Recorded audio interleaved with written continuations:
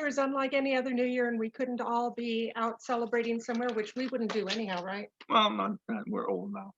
Well, it has more to do with the fact that Mark spent 30 years of New Year's Eves working in a liquor store on New Year's Eve. I mean, that was enough to kill your taste for it forever, I think. No. And I spent a lot of years working New Year's Eve in theaters and cabarets and retail. And now we just enjoy spending New Year's Eve at home. Well, yeah. But this seemed like a New Year's Eve worth marking together, even if it's virtually. So here we are. Right. And since the way we do this virtually these days seems to be through poetry, so tell us about, y'all know Mark's a poet, right? Okay. for those folks who are new, Mark is a poet, and this year you've been writing poems about this year. Well, in part, you always write about what's in front of you. And so there've been some things. So we're gonna kind of go through the year. Sorry about that. And before we go through the year, I mean, it's widely acknowledged that this year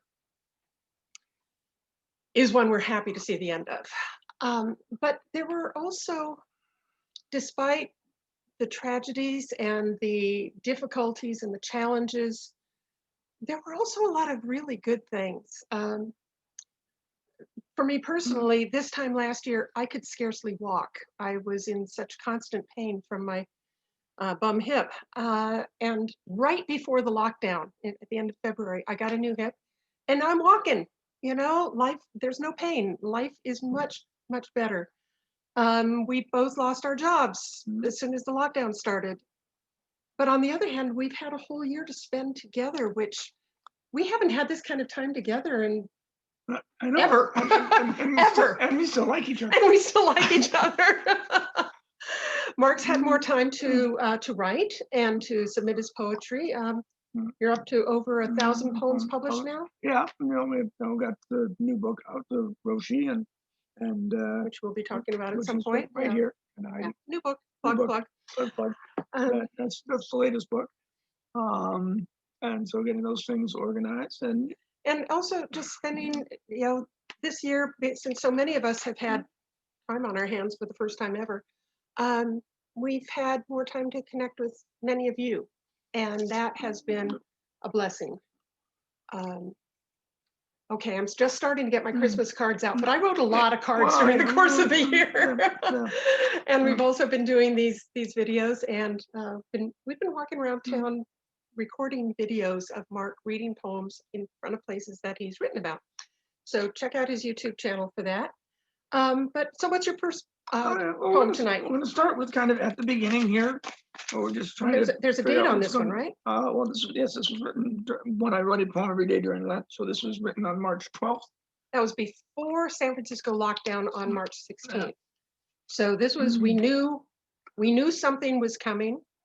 We knew things might be bad. We had no idea that we'd still be pretty much locked down for the rest of the year.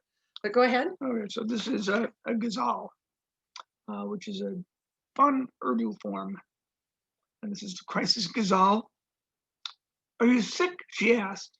He smiled as her true face. Laid off, he said, lightly shaping a new face. Spring kisses cherry trees and hollow streets. The city stares down germs with its cruel face. Nights stay cold, the air's almost hard. It cracks on skin, a cliff's coarse-hewn face. Newspapers, few left, scratch on pavement, the rasp of a razor on an unlubed face. She's looking out an old window, waiting to restore her shattered, unglued face. Clean hands everywhere, empty seats marked by pointless loud words. He's blue in the face. At that point in March, every time we turned around, somebody was trying to teach us how to wash our hands, as if we didn't know. But I guess we didn't, so because they kept trying to tell us that. Well, yes, we all learned different songs, just started singing different songs to wash your hands long enough. I highly recommend shorter Bob Dylan songs. All along the Watchtower, takes lots of that, takes a train to cry. Those are good. I don't sing songs when I wash my hands. I was taught I pledge allegiance to the flag of the United States of America and to the republic for which it stands, one nation, under God, indivisible, with liberty and justice for all. Boom. See, Well, it works. that's fine. Okay. Not as much fun as singing not as all much along fun. the Watchtower. Yeah, that's true. Okay. Okay. So where are we now? Well, now we're moving into the crisis, and it became obvious that this was, a plague.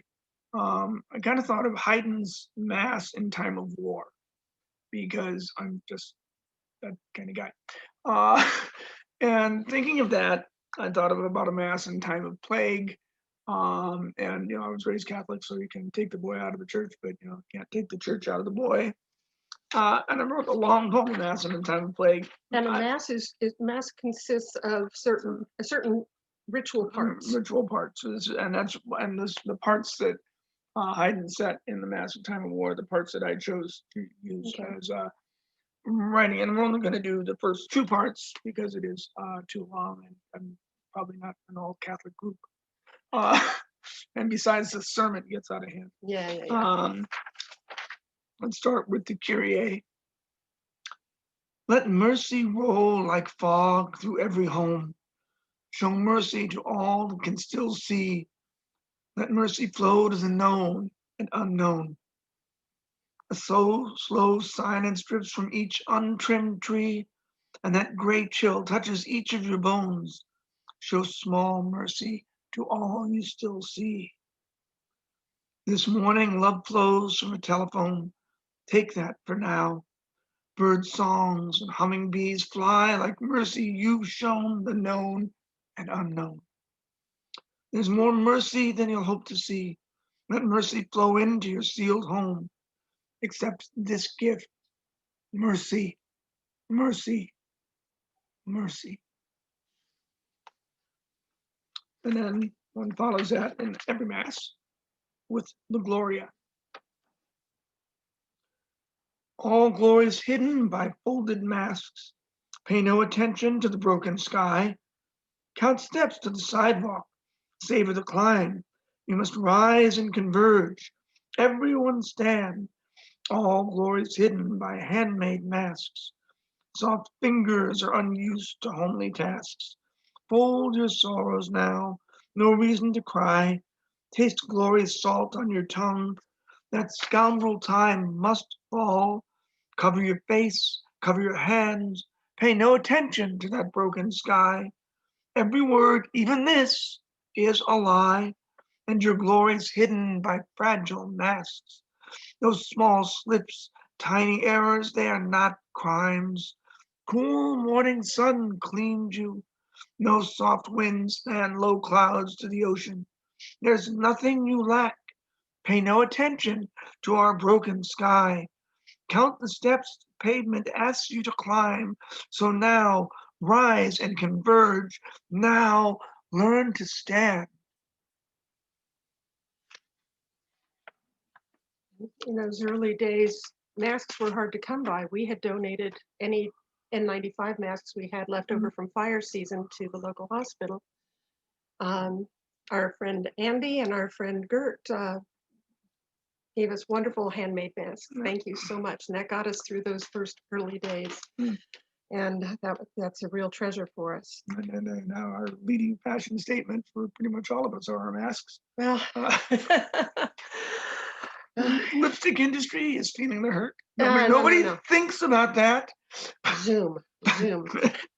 Okay, and I forgot to ask you, you were published early on in the pandemic in a zine called Quarantine. Yeah, Quarantine, which is a friend of mine, another tour guide, former tour guide, Nora Lal, publishes. However, the poem that was in there was not a quarantine poem, really. Okay. Just wondering. It's one of the San Francisco poems. It's a poem that's in Roshi, but it's not. Okay. All right. So what have you got next? Next, I read a line, just a like short article on Newsweek.com or something that told me that teachers in Texas, where they were forcing the schools to open, teachers were starting to make their wills before they went to work, before they went back to work. And it was a way, made me think of, we've all been talking about all the various heroes, the healthcare workers, but among them are the teachers. And this is the state of education. In Texas, teachers are writing their wills, covering their foreheads with cool chalk dust. Desks are haunted by ghostly coffee spills. In Texas, teachers are writing. Their will is tested by death's head lesson plans, and still children gather to bestow the gift of trust on Texas teachers. Writing notes, they will cover faces for the promised chalk dust. I remember being devastated by that when I wrote it. Mhm. It was such a sad and shocking news story when we read that. Oh, yes. There's a lot of rapid response poetry this time around. Rapid response poetry. Yeah, Yeah. it just came to.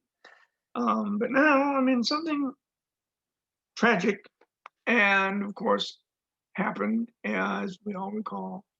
And out of it, something very hopeful grew. And I'm going to let this young lady. So much happened this year. The pandemic, of course, is the drumbeat behind everything. But then the murder of George Floyd and the social justice uprising all over the country, all over the world that followed. We were in this strange space of all needing to just flood into the streets and protest this outrage. And yet we had a pandemic. And I'll have to admit that I did attend a few protests, despite part of me was saying, no, it's not safe, you can't go. But I took as many precautions as possible. You joined me for one very socially distanced protest at City Hall. But the protests I attended, we all wore masks. You couldn't really socially distance with that many people in the street, but we were all madly using hand sanitizer and doing the best we could. And fortunately, I was tested, had my COVID test shortly thereafter. But Mark wrote this one, and it just struck me. And I want to send this one out specifically to my dear friend Alex Ewan, who organized various protests and is one of the most fierce and fabulous voices for social justice I know. It's called Masked Litany. Mouthless, we pray, thou shalt not kill. Mouthless, we weep for all the ones killed. Mouthless, we sing our songs of overcoming. Mouthless, we write our long, loud signs. Mouthless, we confess to your crimes in our names. Mouthless, we pray for the killing to stop. Thank you for writing that. It's hard when you're used to hitting the streets to protest and to raise your voices for any number of causes, to not be able to hit the streets and not be together, raising your voices together. That's been one of the hardest things for me this year, is not being able to be out in the streets with my fellow activists and my fellow citizens. We're doing the best we can to raise our voices in other ways, but that's and the mouthless line. One of the things that I don't mind wearing a mask. It's not something that physically bothers me, except that I can't smile at people. Yeah. And the mouthless, and in that poem, speaking without your mouth was kind of the important theme there. But right. But being, for a smile, because you know what, no matter what, there's an awful lot of sweetness out there. And we're going to get to some shortly. We got some real sweetness. Yeah, we got some real sweetness coming up. Like we said, not everything this year was bad. Yeah. Not everything this year was bad. There were a lot of difficult things, but not everything was bad. And one of the weirdest things that happened, we also, because 2020 is nothing if not prolific. We had, don't forget, the year started with the impeachment of a president. Right. Wait, that happened this year. Okay. then we all got them. Everybody started getting sick. We have the pandemic that going on. Then we had the social justice. We had the police murders. We had the social justice. Then there were wildfires. Oh my God. Oh my God. Wildfires. Wildfires And upon one wildfires. day, the sky in San Francisco all day long was red. It was incredible. It's like you walked into Blade Runner. And rapid response poetry. I wrote this that day, and it's called Menacing Heaven. The sky has swallowed time's poison. The sky is pressing on empty, miscolored streets. In this city, just one, baby cries when the sky swallowed her time. Poisoned skies weigh heavy, silent in flames, but light dies and breath can't escape. Lost souls retreat while their sky swallows time. Poisoned skies press down malice on cold, discolored streets. That was an awfully strange day. Yes, it was so unsettling. If you weren't here in San Francisco or in the Bay Area to see those deep, deep orange skies all day, and it was dark all day, it felt like the end of the world. And the scariest part of it is we didn't know that it was only going to be one day. Yeah. We didn't know if that was the new normal. We didn't know if this is what we were heading into. And fortunately, the next day was much better, but that was pretty damn scary. It was pretty damn scary. It was pretty damn scary. But like I said, there were also moments of sweetness. And one of the blessings of this year is we made some new friends online, and some of them we got to meet in person.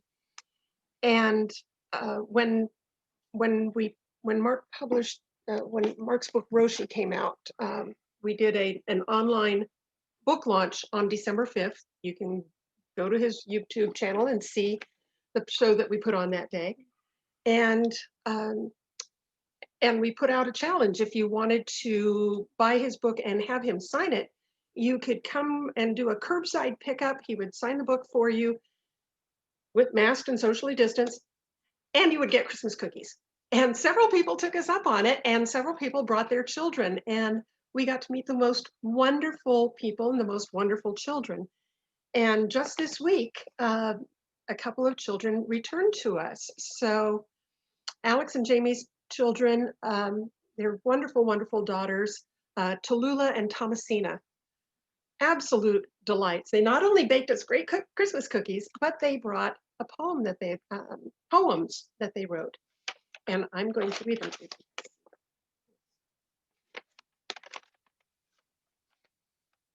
And this one's about the seasons. Spring, summer turns to fall, fall turns to winter, and that's all? No, it goes around and around, but it never stops like a ball rolling around. I just love that. I just love that. Okay, and then Thomasina, the younger one, 7 years old, read this, and my heart just melted. I wish to hold the earth in the palm of my hand. Oh, I wish for more than that. I wish for love and peace, for the world to be green and free. No roads. And me, I'm fine, just being me.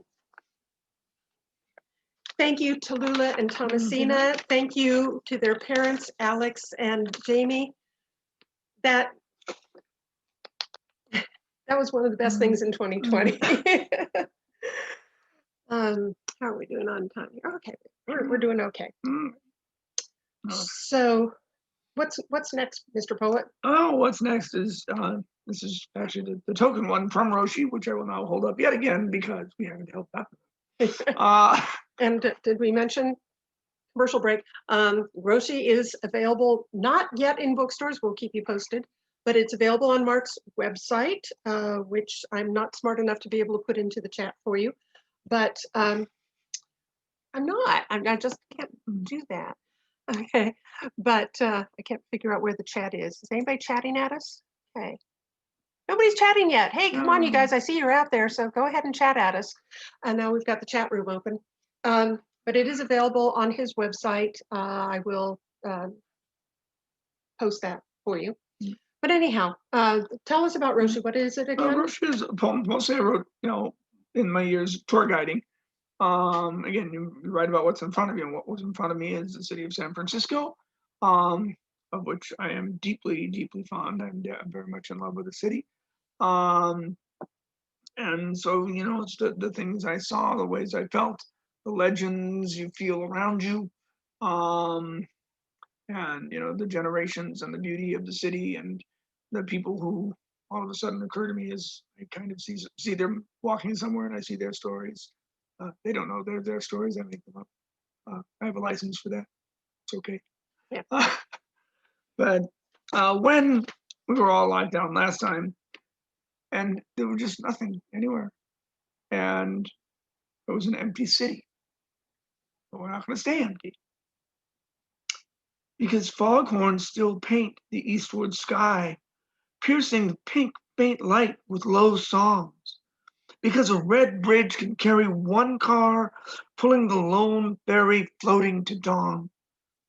Because there's a tower and a beach called North, one breathless walker resting at its top. Because a rogue pyramid hides below glass, and glass light slides down its empty slope. Because forever, a kiss of lost gold, a small promise in the cooling air, because she doesn't brag but shows off. It's San Francisco, West's last prayer.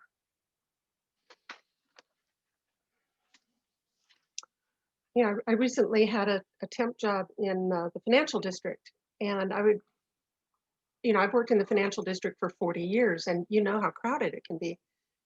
And the streets were absolutely empty. I'd get off work at 5 o'clock and walk down Sansom Street and see maybe one or two people. I'd get on the one California bus at the first stop, and I would be the only rider. This was just eerie.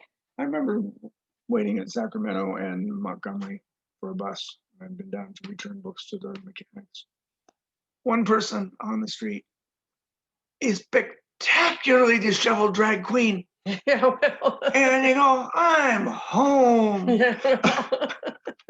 I mean, spectacularly disheveled. Well, The red dress, it was beautiful dress. It was just if the party was good, Yeah. But when I first came to San Francisco, I had a couple of bookshop jobs, and then I was doing temp work down in the financial district, working in various and sundry skyscrapers. And in those days, this was 78, 79, 80, 81 at the latest.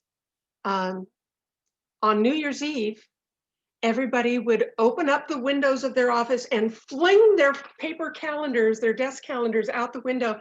And it was just this snowstorm of leaves of paper coming down, and the streets were knee deep in calendars. And I remember, I think the last time I walked down through the financial district on New Year's Eve like that with my friend Eric Norton, it was a wintry day. It was cold and wet, but we were looking at all these calendar pages from people's desk calendars, trying to find anything interesting written on them. These people had really empty lives. I mean, there was just nothing on them, but it was festive. And then of course we all became environmentally conscious, and we stopped doing that. And also you stopped being able to be open windows, right? Let's see. Oh, wait, we've got people in the chat. Who's here? From Go Giants. Who's Go Giants? Oh, that's got to be Young, right? Yeah. Okay. And Meg McSweeney. Hey, it's almost midnight in Pennsylvania. And Andy Wong, thank you so much for being here and for putting up Mark's website. So yay. And speaking of calendars. So here's a calendar. Poetry and Cats. These illustrations and the whole project was born by my great friend and friend of my long lost youth, Deborah Reynoso, these days. So there are poems about cats. It's her illustrations. This is the illustration goes with the poem I'm going to read. So she did a calendar for 2020. It was poetry and coffee. Yes. So every month Mark had a poem that featured coffee. Yes. These all poems feature cats. So this is from the point of view of a cat. Bear in mind, I do not have a cat. I have never had a cat. But that was the theme this year. That was the theme, you know, and when Deborah makes a call, Deborah gets what she wants. That's right. But this, to frame it all, is the Gazal, another Gazal, and this is the Gazal of New Year's morning. Point of view of a cat. These smells hang heavy over misused shapes. Lick the table, gather up refused shapes. Glass bowls bending eyesight from red to blue. Small puddles spread with their renewed tastes. Take little steps like you're trying new shoes. You stick stiff as a lock on an unused gate. Morning sounds hang still and steep. No news snores upwards, just crumbs from refused cake. A handless clock ticks sacramental clues. The holy day dangles like accused drapes. Let a tale sway wide, sing out sweet news. Leave a mark now before you escape. Not bad for a guy who doesn't own a cat. Well. Anyhow, these calendars are available on Deborah's Etsy site, and we can send out. I think they're really quite beautiful on heavy paper, and they've got one of Mark's poems on every page. And they have poets' birthdays as part of the calendar. Oh, yeah, that's so sweet. Yes. Okay. It's 8:59. Look, we're all anxious to have 2020 behind us. It's time for a new year. We all hope that you stay safe, stay healthy, keep supporting each other, keep doing good deeds. And I know that anybody who's out there is doing good deeds, helping each other to get through all of this. We're going to have special effects now. To do a good deed, she's going to start a fire. Well, on our first webinar, we did costume changes. This time, we're going to have special effects. So hang on a second. I'm almost there. And it's almost midnight in New York. Ouch, ouch. Special effects hurt. Okay. Anything that's worth doing. Yeah, right. Okay. 1, 2, 3, 10, 9, 8, 7, 6, 5, 4, 3, 2, 1. Happy New Year! And we're not going to sing Old Lang Syne for you. That's our present to you.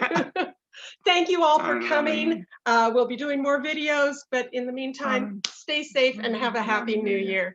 Bye, everybody. Bye.